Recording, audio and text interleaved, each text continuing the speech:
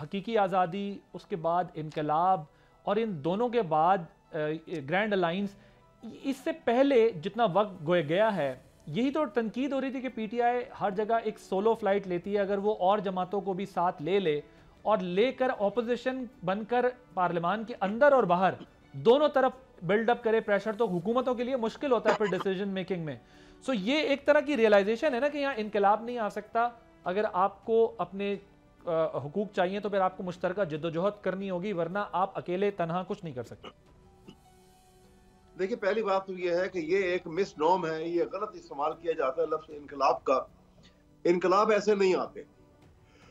आप एक सिस्टम में रह के अगर आप कहें कि आप इनकलाब ले आएंगे तो कभी इनकलाब ऐसा दुनिया की तारीख उठा के देख लीजिए, ऐसे कभी इनकलाब नहीं आए। तो आपकी पार्टी को गलतफहमी हुई थी सर?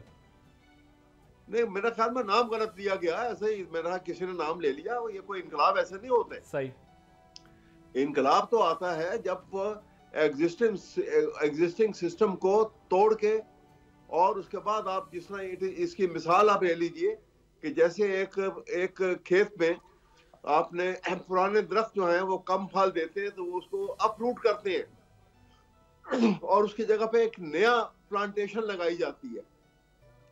ये एक्ट जो है ना, ये रेडिकल एक्ट जो है, इसको इनकलाबी एक्ट कहते हैं कि पहले आप रूट कर देंगे सिस्टम को, उसकी जगह नया सिस्टम एस्टेब्लिश करेंगे और उसको अपना इंक्यूबेशन पीरियड होगा और फिर वो फ्लरिश करेगा। ठीक है, तो वो सूरत हाल तो नहीं है। ये तो इसको गलत नाम इस्तेमाल दिया गया है। ऐसे आप लॉन्ग मार्च का भी नाम इसी तरह गलत इस्तेमाल हो जाता है, लेकिन ऐसे नहीं होता। सब्सक्राइब करें और बेल दबाएं ताकि कोई खबर रह न जाए।